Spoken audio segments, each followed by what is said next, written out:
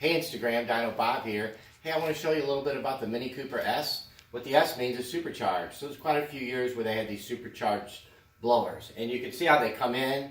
Pretty nasty looking. All the blowers we rebuild and do go out cosmetically restored like new. So that's a big plus. All the rotors are recoated. They're timed. Also on these, it drives the water pump from the rear of the blower. So we have these gears made, and this is the rear drive of a Mini Cooper.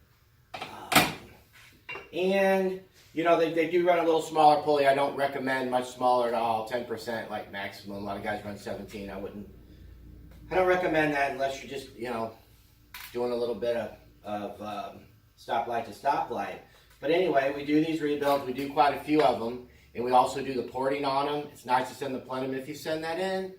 If you have any more questions on the Mini Cooper, please give me a call at 636-949-2275.